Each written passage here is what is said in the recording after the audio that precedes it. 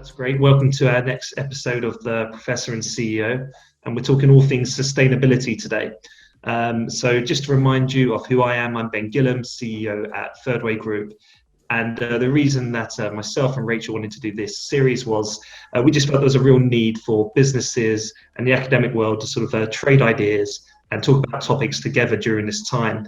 And we thought it'd be great for budding entrepreneurs, for members of the business community to listen in and chip in with their thoughts as well. So that was very much the motive from me, and a brief introduction from me. So Rachel, over to you.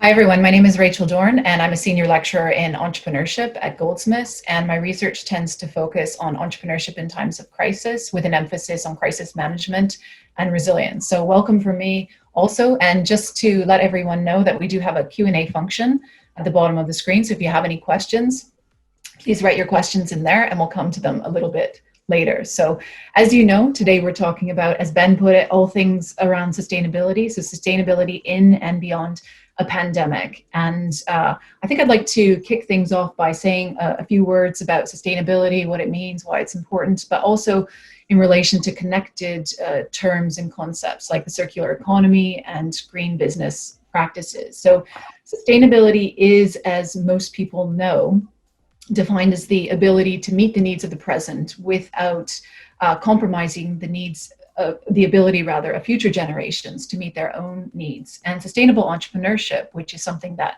I've looked at in the past, is concerned with focusing on the preservation of nature and life and community in the pursuit of business opportunities that create new products, new services, new processes that create economic and non-economic gains for individuals, society, and economies.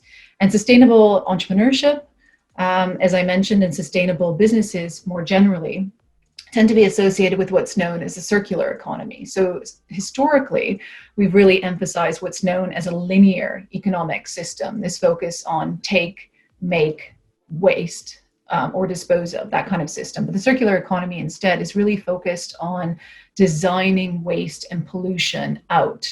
So it's focused on keeping materials and resources and products essentially in use, either by designing them in the first instance to be recyclable or designing them to be easily repairable. And green business practices are those practices that really come from inside the organization that are inspired by environmentally friendly and responsible processes. But also green business practices can come from the outside of the organization as well. So they can be imposed on the organization by governments, by regulators, and other stakeholders in order to reduce emissions and waste and so on. And by developing green business practices and a green business culture, not only are organizations conserving resources and reducing emissions, but they're also doing other things that bring benefits to those organizations, like attracting and retaining talented individuals. So people want to work in organizations that are sustainable. But also those organizations are enhancing their reputations with different stakeholder groups like consumers. And they're also able to move into different market segments as well. So Ben, I wanted to come to you now to ask you a little bit about what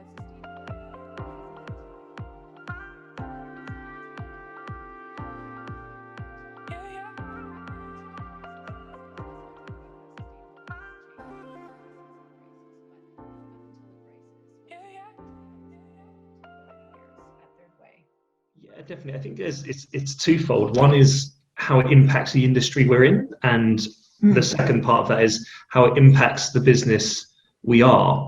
And I think I should start by saying that I've always been a little bit intimidated by sustainability.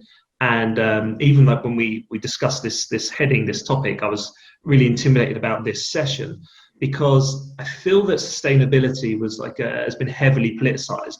I think what you did so well at the beginning there was really explain how it's a broad topic. It's not just about necessarily the environmental issues. And so if I'm being honest, I felt a pressure before to really demonstrate to the outside world, almost from like a PR point of view, that we're a sustainable business without any real depth or anyone really giving me any sort of guidance as to what that really meant, other than trying to promote greener products.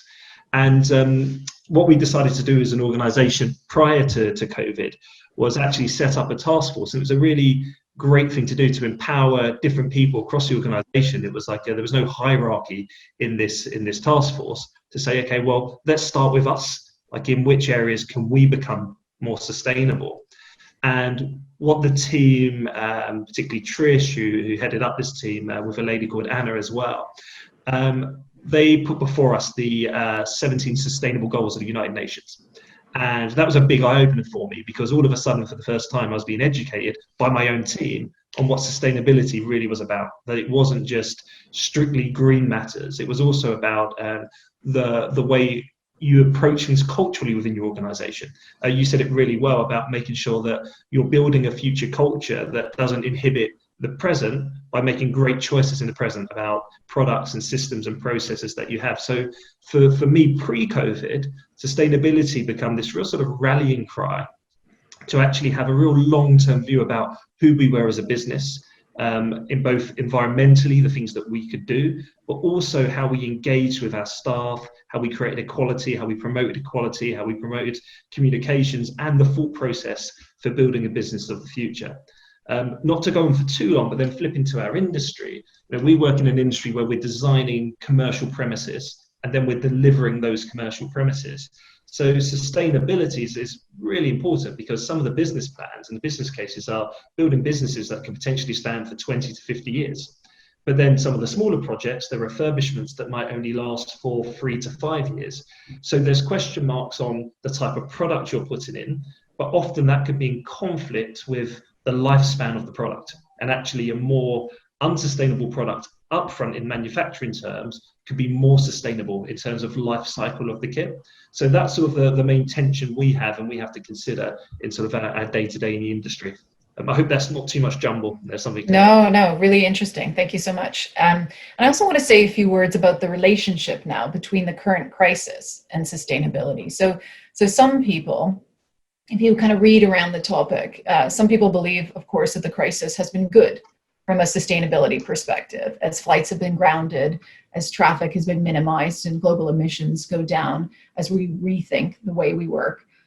So there have been many benefits from a sustainability perspective. Others have suggested that the crisis has been bad from a sustainability perspective, because it has led to it has led organizations to sideline some of those programs as they inevitably focus on survival. And some have further suggested that while unsustainable behavior hasn't created the pandemic, of course, that it has contributed to the severity of the crisis, in the sense that it's made organizations and economies in a way less able to absorb the shocks of the crisis. And this is due to years of focusing on supply chain optimization. This is due to years of focusing on just-in-time production.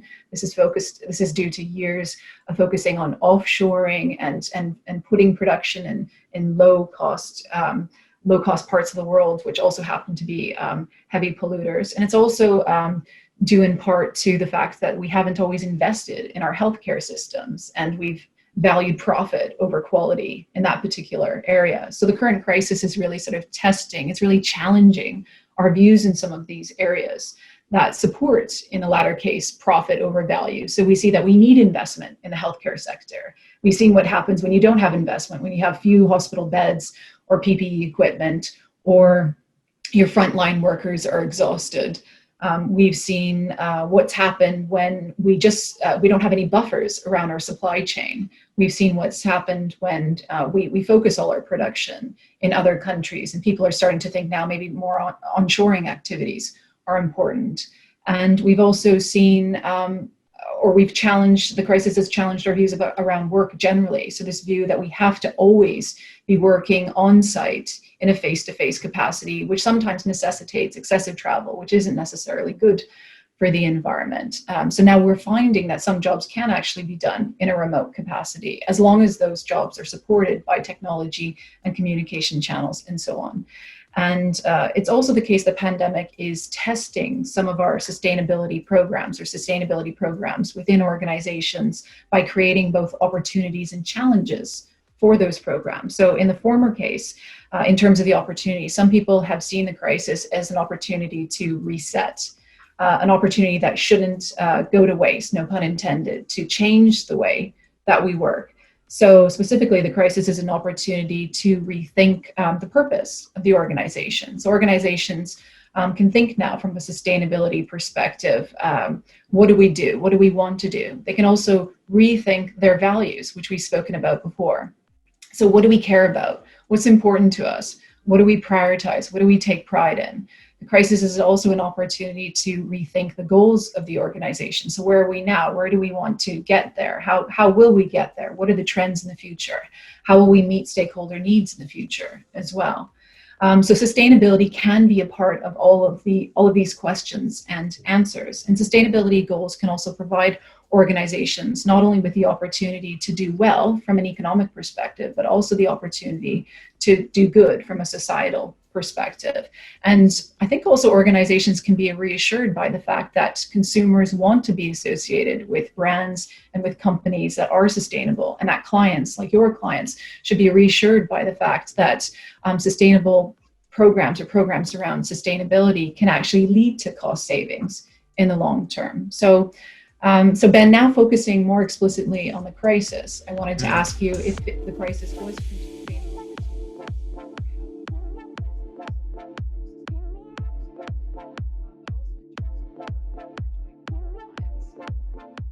Yeah, I think the answer is unquestionably yes. But even as you were speaking there, I was almost rebuking myself that we've not done more. I think for us as an office design, commercial design practice, we are advising clients all the time about what the future of work looks like, how their office could shrink in size or actually might expand in size, but then how it meets the needs of their people. And as you were speaking there, it really dawned on me. A few weeks ago, we did the session on core values, and we talked about how in crisis you use your core values to help make your decisions. But did I use our goals on sustainability as much?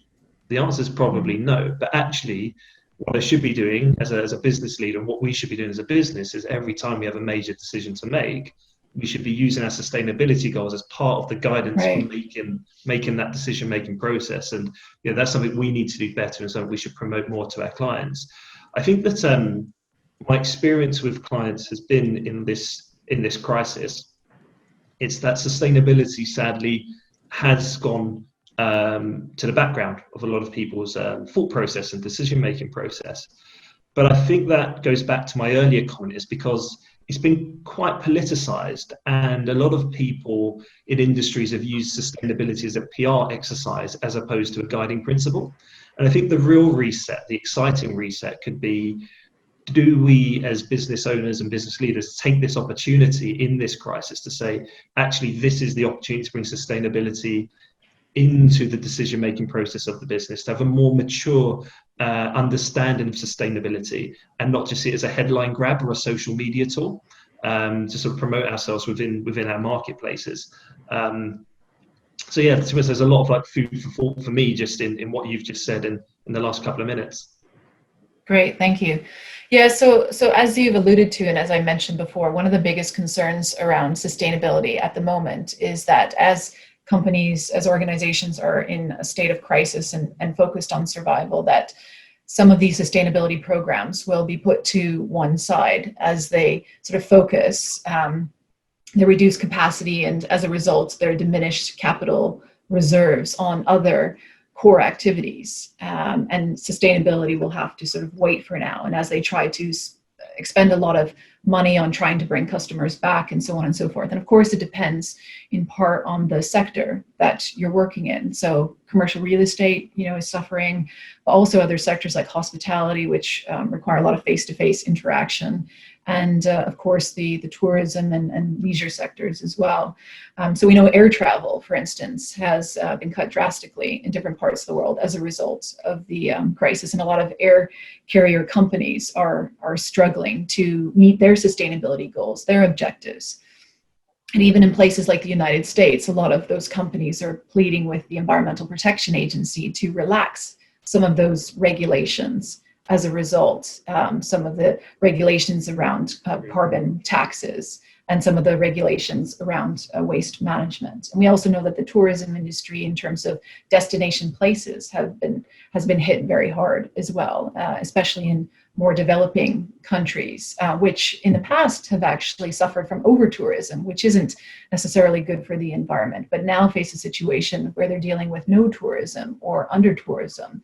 And it's also much harder for companies and those kinds of places, or companies in those places, to focus on what some companies have been doing in developed countries, which is to look at proximity tourism, which I think we've also mentioned in the past, this idea that you can focus on your local residents and the notion of staycations and all of that. So I think it is sidelining some of these sustainability programs, and it is challenging organizations in that way, and it is affecting some sectors more so than others. So I think, although you've mentioned some of the challenges already, just to sort of come back to that a little bit further, would you say that the crisis has created challenges for your own organization in terms of delivering on some of those sustainability goals that you mentioned earlier, or in terms of the work that you're doing with your clients? Yeah, it's twofold. I think the design aspect of our industry has made huge jumps in the last few years, where a lot of the product that is manufactured now, sustainability, is front and center of their narrative and their manufacturing process. So that's really encouraging, and that's not necessarily taken a hit. If anything, in this time, I would say it's a differentiator. Like it's those products in good stead. I think it is more, as you've alluded to there, with some of the airlines and the carbon tax credits, so on and so forth. It's the longer term strategical pieces where you're moving towards a more sustainable output as a business. I think that's where it's really taken a hit. That in crisis, you're constantly dealing with a fast moving piece. You really do put long term projects on the back burner. So, to give an example, a lot of the tenants we've been working with, who sort of large corporate tenants who have big sustainable goals, they've genuinely been parked in the process of actually focusing upon the needs of the staff right now. So I would say the intention is good.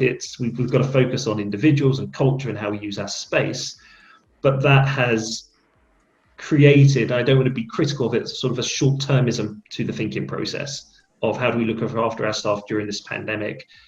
And there's been certainly a compromise, therefore, in the longer term strategical planning of improvements we make to buildings or processes that would have helped them hit their sustainable goals in the near future. Great, thank you. Can I ask you, what are some of the, even that ThirdWay in your own organization, what are some of the sustainability measures that you have relied on that have been throughout the crisis, would you say? Yeah, certainly. I mean, one of the main ones is around furniture. We procure thousands, tens of thousands of units of furniture every single year, and we have a really sort of like stringent process now in terms of who we're buying from, their accreditations. But then not just that, actually the vehicles on which it gets delivered, the packaging in which it comes with. We sort of found early on, we were working with a company who had great sustainable credentials, they had the best pack we'd ever seen, and then as the product arrived, we'd never seen so much plastic in our lives in which it was wrapped in. So we've, particularly on that piece, it's really, I don't would say it's easy, because it's never easy, but we can look at the process at every link in the chain and monitor how we're doing and how we're feeding back to our suppliers about the standards we want to adhere to. And also that's really important for our clients to see, because that gives them a confidence that we're actually creating a product for them where we are aligned to our sustainability goals, and we're trying to create an environment for them that has longevity and sets the right platform for what they're trying to do as well. So in the case, for interest's sake, in the case of the supplier that was delivering all this furniture with this heavy duty plastic wrapping, what did you, when you fed back, did they do something about it? They did. Or did you have to turn to someone else as a result? It was quite funny to sort of a peek behind the curtain, just seeing the internal reaction to it of, oh, these guys, we shouldn't work with them anymore, to, oh, well, they've given us the right credentials, is it really our problem? To, no, actually, let's feed back as to why this doesn't work for us.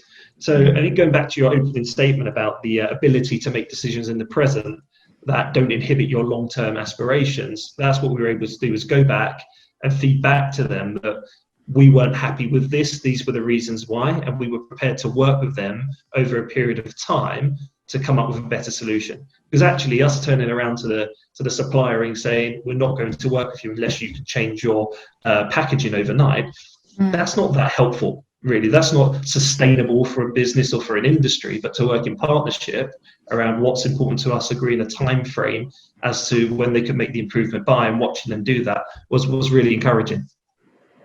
Sounds great, and I agree. Okay, and now I want to focus a little bit on the topic of whether or not sustainability or a focus on sustainability can actually help businesses recover over this period of crisis. And there is some evidence emerging that companies with an eye on sustainability, companies that have been practicing sustainability for a long time, have more embedded sustainability programs, are in a way better off and better able to recover quickly because they have, in a sense, a better view of their role in society, of what society expects from them. They also have a history of trying to balance very complex and sometimes contradictory needs of different stakeholder groups. So in a sense, they have figured out, in a way, how to both do well from an economic perspective and do good for society at the same time. And there's also a view that sustainability and sustainable programs can enhance resilience, especially if they're a core part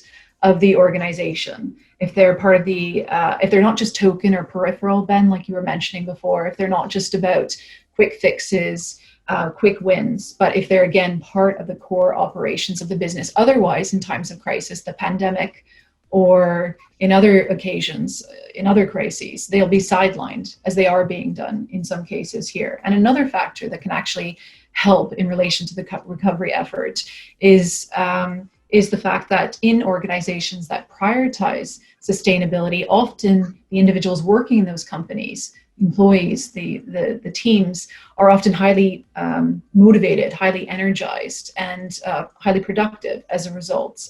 So there are a lot of incentives for those individuals to work hard and help the organization get through to the next stage.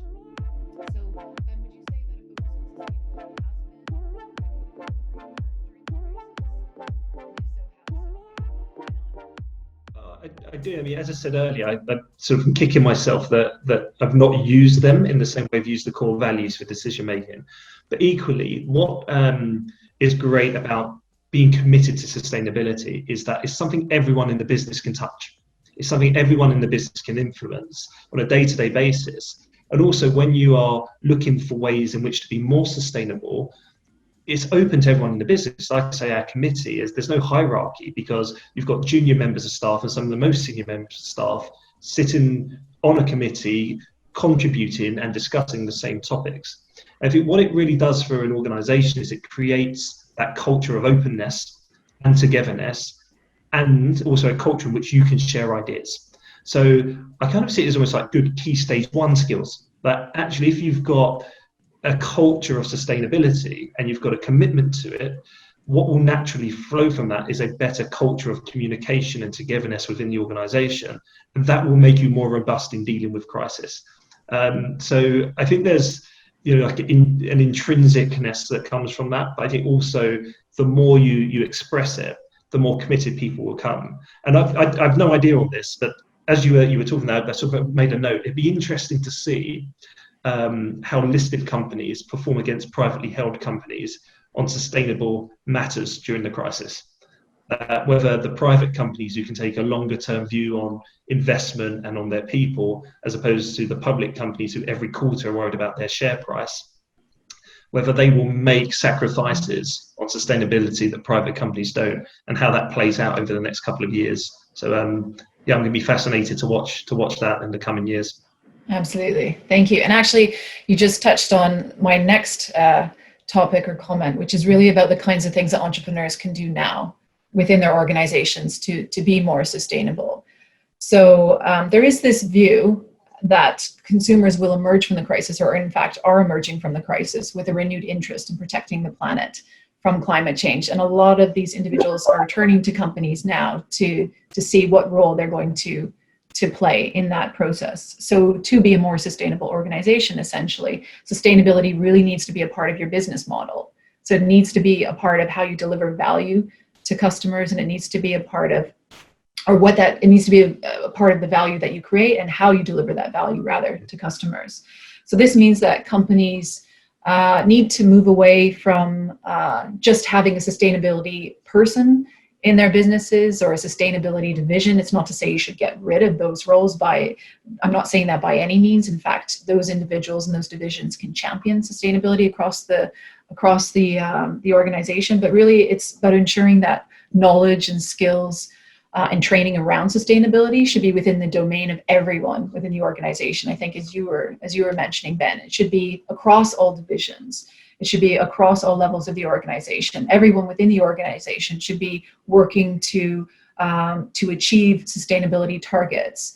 They should be working with different sustainability measures. So I think that's really key, that only by involving everyone from the organization can you truly have a sustainable business model. And with these sustainable business models, sustainability should be influencing all the key decisions that you're making within the organization. And again, enabling people, everyone in the organization from the top to the bottom and across, to deliver, helping them to deliver on these goals. So it needs to be in your structures, your systems, your processes, and so on. So it's really about designing sustainability into the entire organization.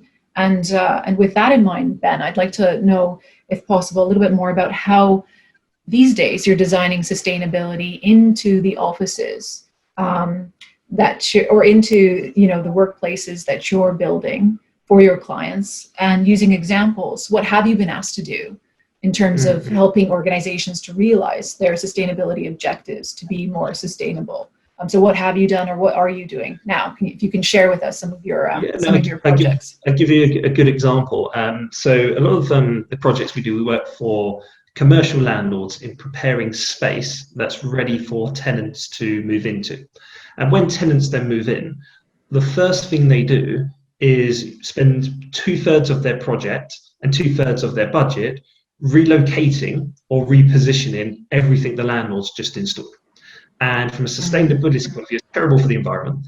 It's actually terrible for just generally things like CO2 emissions, because you've needed double the labor, double the transport, Yes. double the deliveries, double the people traveling in to make these modifications. So what we're doing is advising landlords on actually how they can scale back on what their initial installation is, and work in conjunction with the tenant coming into the space, so that whether it's through contribution or through contractual provision, that the landlord then finishes their installation in exactly the locations the tenant needs. So it works for them, it's sustainable for their long-term working environment, but also it has a big environmental benefit on the amount of emissions you're using and just the amount of waste you're creating in the upfront project. And it's actually quite exciting to do that, because often, or historically in our industry, it's been sort of landlord and tenants kind of been like a bad marriage. Sign agreement, don't care about each other. When you come to a break, have another discussion. Whereas that actually, if we can incorporate both their needs in the upfront conversation, we can create a more sustainable business model for the landlord with their building, a more sustainable infrastructure for the environment, and a more sustainable product for the company. Okay, great. I also want to turn to a couple of quick questions. Here's one from a viewer. Ben, what percentage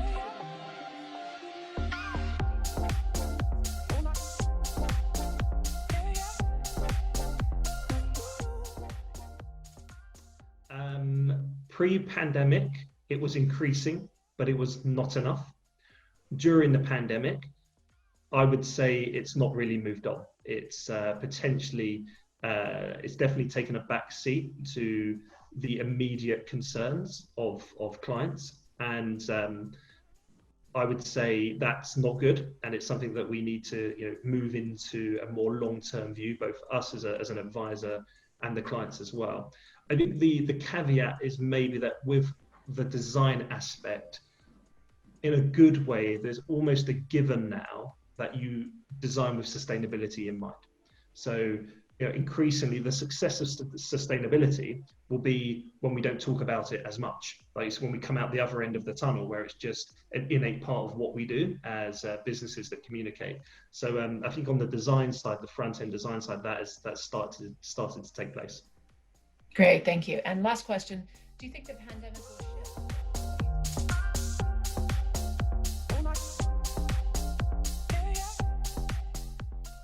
I really hope so. I really hope so. My big fear at the moment is that as furlough and various other support mechanisms from government come to an end, and the inevitability of redundancies hits us, I really hope that we don't end up in such a difficult economic environment that in 4 or 5 months' time, employees are going to employers saying, I don't care what environment I'm in, just pay me because I need a job and I need to pay my bills. I think if that happens, we'd have lost a lot of the learnings that this pandemic has thrown up. Employees should be considering the working environment, the culture they're going into, the openness of that organization, certainly what not their sustainability policy is, but their views on where sustainability sits within the organization, and also just one's own mental well-being and the sort of culture of care and pastoral support. And I'd say to anyone going into the workplace, economic needs are important, but please don't forget those other needs, because they are what the future of a good workplace and a good career are going to be built on. And I think that's a good place to finish. So thank you so much, everyone, for joining us. And that's it for today. And goodbye from me. Goodbye from me.